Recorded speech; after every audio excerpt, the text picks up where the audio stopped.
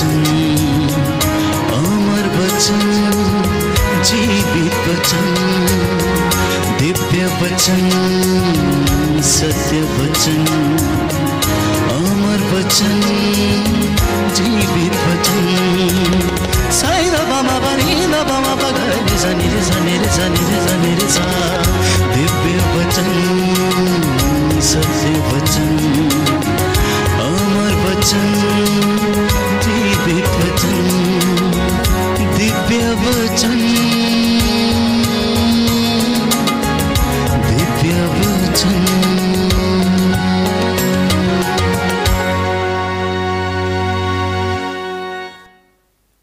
सबको जय यीशु की।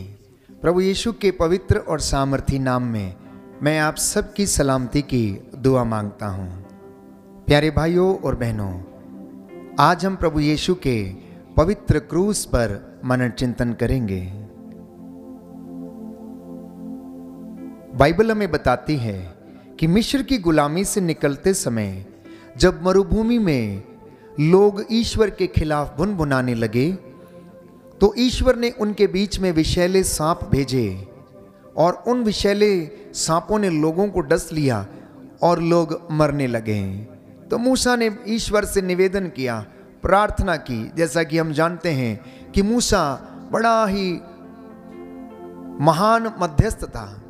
जब भी कोई बात आती थी वो दौड़कर पर्वत पर चला जाता था और ईश्वर से उसकी प्रजा के लिए बिचवई किया करता था, क्षमा याचना किया करता था, माफी मांगा करता था।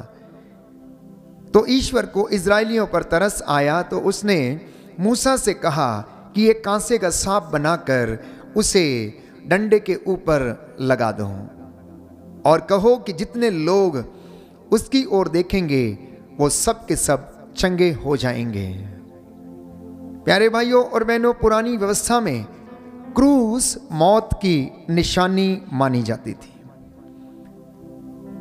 इतना ही नहीं, क्रूस को श्रापित माना जाता था।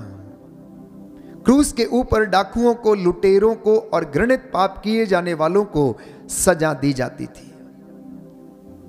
इसी के साथ साथ जितने भी लोग घृणित अपराध किया करते थे, व्यभिचार में अगर पकड़े जाते थे तो उन्हें पत्थरों से मारने की भी इजाजत थी और संहिता में ऐसा लिखा था। और हम इसी सलीब के विषय में हम बात करते हैं कि यीशु मसीह ने इसी सलीब को, जो पाप का, श्राप का चिन्ह थी, उसे आशीर्वाद के चिन्ह में बदल दिया। यदि दो शब्दों में हम कहें तो मौत का निशान जीवन का निशान बन गया। मौत का निशान जीवन का निशान बन गया। जो उसकी ओर देखेंगे वो बच जाएंगे, क्योंकि ईश्वर के शब्दों में श्रापों को आशीर्वाद में बदलने का सामर्थ्य है। ईश्वर के मुख से निकले हुए शब्दों में श्राप को भी आशीर्वाद में बदलने का सामर्थ्य है। तो क्रूस के विषय में सबसे पहली बात यह है कि क्रूस पवित्र त्रित्व का निशान है। It reveals the Trinity. ईश्वर ने अपने पुत्र को भेजा, वो आज्ञाकारी बना और आत्मा ने अद्भुत कार्य किए हैं। और ईश्वर की ये योजना पूर्व निर्धारित योजना थी। ईश्वर की ये योजना पूर्व निर्धारित योजना थी कि मैं और आप मसीह में ईश्वर के दत्तक पुत्र और पुत्रियां कहलाएंगे। यदि आप पढ़ेंगे एफेसियों के पत्र अध्याय 1 पद संख्या 4 और उससे आगे तो लिखा है, उसने संसार की सृष्टि से पहले मसीह में हमको चुना, जिससे हम मसीह से संयुक्त होकर उसकी दृष्टि में पवित्र तथा निष्कलंक बने। उसने प्रेम से प्रेरित होकर आदि में ही निर्धारित किया कि हम ईसा मसीह द्वारा उसके दत्तक पुत्र बनेंगे। तो यह योजना पूर्व निर्धारित थी। ईश्वर ने पूर्व से निर्धारित कर लिया था कि मसीह के द्वारा मैं और आप ईश्वर के दत्तक पुत्र और पुत्रियां बनेंगे। पद संख्या 10,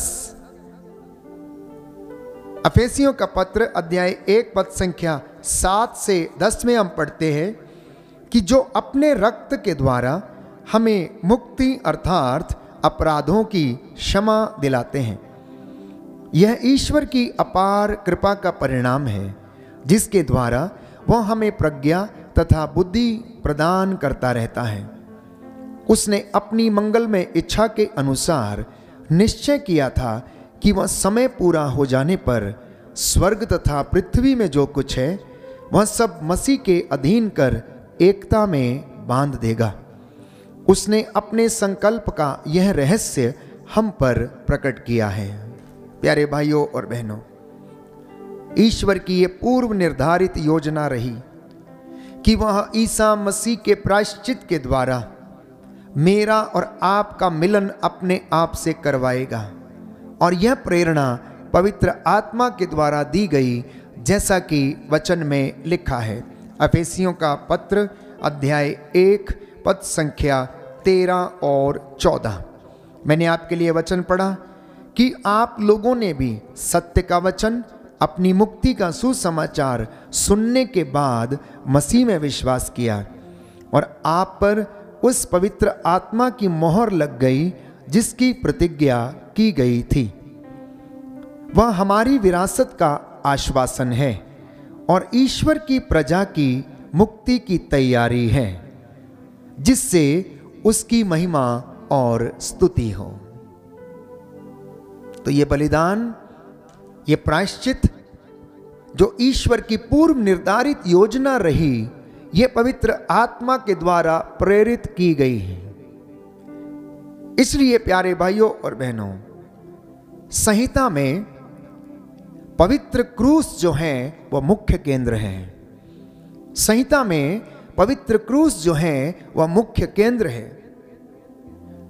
जो पाप हम पढ़ते हैं उत्पत्ति में शुरू हो गया,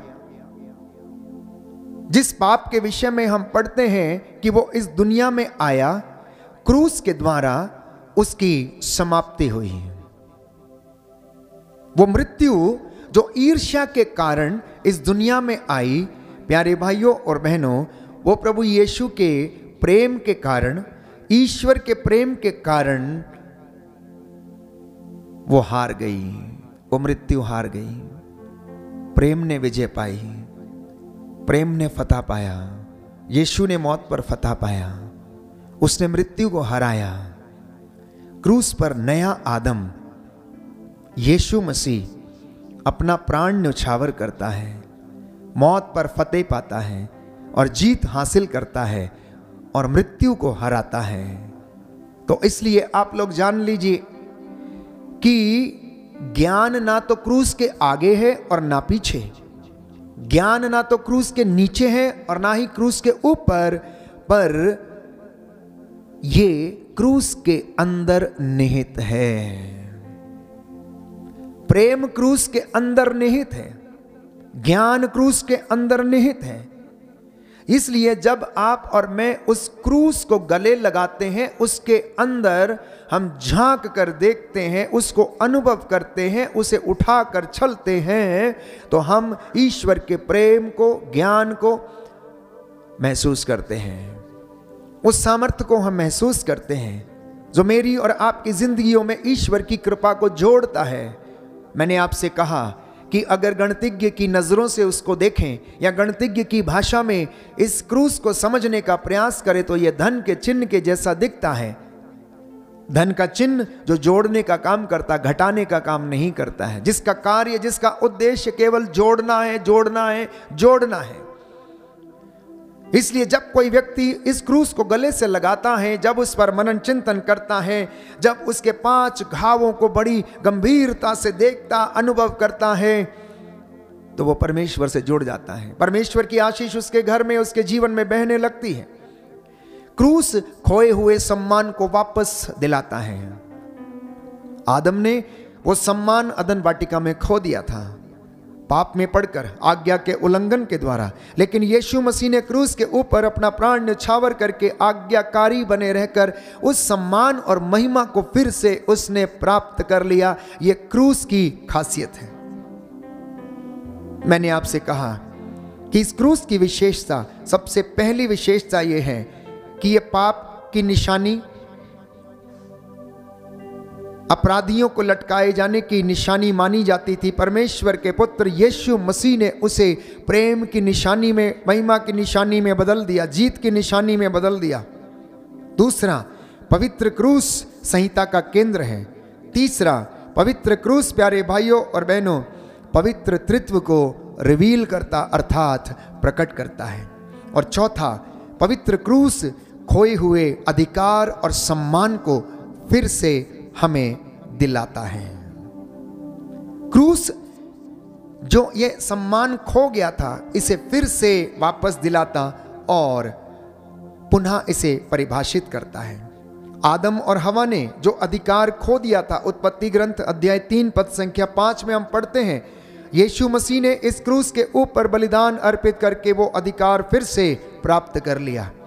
तो यीशु इस सामर्थ्य एवं अधिकार का उल्लंघन नहीं करते हैं। इसलिए संत पौलुस लिखता है फिलिपियों के पत्र अध्याय 2 पद संख्या 5 से 6 में कि ईश्वर होने के बावजूद उन्होंने ईश्वर की बराबरी नहीं की।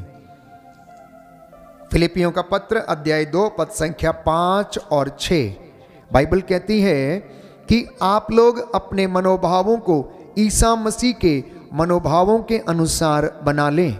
वो वास्तव में ईश्वर थे और उनको पूरा अधिकार था कि वह ईश्वर की बराबरी करें। फिर भी उन्होंने दास का रूप धारण करके तथा मनुष्यों के समान बनकर अपने को दीनहीन बना लिया है। और उन्होंने मनुष्य का रूप धारण करने के बाद मरण तक, हाँ क्रूस के मरण तक आज्ञाकारी बनकर अपने को और भी दीनहीन बना लिया है। तो वो ईश्वर थे, वो बराबरी कर सकते थे, लेकिन उन्होंने ऐसा नहीं किया। उन्होंने बराबरी नहीं की, परंतु अपने आप को विनम्र बनाया, प्रभु के सामने, ईश्वर के सामने नतमस्तक हो गए और वो अंत तक आज्ञाकारी बने रहे। छठवीं बात जो हमें क्रूस सिखाता है प्यारे भाइयों और बहनों, कि क्रूस नए विधान का आरंभ करता है। जब यीशु अंतिम ब्यालू के भोज में शिष्यों के साथ बैठे थे, उन्होंने रोटी ली, उसे तोड़ा और उन्हें देते हुए कहा, तुम लोग ले लो और इसमें से खाओ, क्योंकि यह मेरा शरीर है जो तुम्हारे लिए तोड़ा जा रहा है। रोटी तोड़ रहे थे, लेकिन अपने शरीर के विषय में बात कर रहे थे। वो अपनी जिंदगी के विषय में बात कर रहे थे, वो अपने लहू के विषय में बात कर रहे थे। उस दुख को वो सहन करने जा रहे थे, उस कलवरी की यात्रा पर वो चलने वाले थे प्यारे भाइयों और बहनों। लेकिन शिष्य समझ नहीं पा रहे थे कि आखिर रोटी तोड़ने का मतलब क्या है। लेकिन पेंतकोस्त के दिन जब वे लोग वहां पर मौजूद थे एक कमरे में, तो जब यीशु उनके बीच में आकर प्रकट हो गए, उन्होंने रोटी उनके सामने तोड़ी, तब उन्होंने उसे पहचाना, तब तक वे उसे पहचान नहीं पाए। तो क्रूस नए विधान की शुरुआत करता है। नए विधान के लोग जिन्होंने यीशु को धारण किया, उनके हृदय पर नया नियम लिखा गया है। और बाइबल कहती है यिर्मयाह नबी के ग्रंथ अध्याय 31 पद संख्या 33 से 34 में कि प्रभु का ये वचन पूरा हुआ। यिर्मयाह नबी का ग्रंथ अध्याय 31 पद संख्या 33 और 34, अध्याय 31 पद संख्या 33 और 34 लिखा है, वह समय बीत जाने के बाद मैं इज़राइल के लिए एक नया विधान निर्धारित करूंगा। यह प्रभु की वाणी है, मैं अपना नियम उनके अभ्यंतर में रख दूंगा, मैं उसे उनके हृदय पर अंकित करूंगा, मैं उनका ईश्वर होऊंगा और वे मेरी प्रजा होंगे। ये वचन पूरा हो गया, ये वचन पूरा हो गया। क्रूस की विशेषता की सातवीं बात कि क्रूस ने पाप और मृत्यु पर विजय पाई। इसलिए कलोसियों को लिखते हुए संत पौलुस अध्याय 2 पद संख्या 14 में कहता है कि क्रूस के द्वारा हमारे सारे कर्ज चुका दिए गए हैं।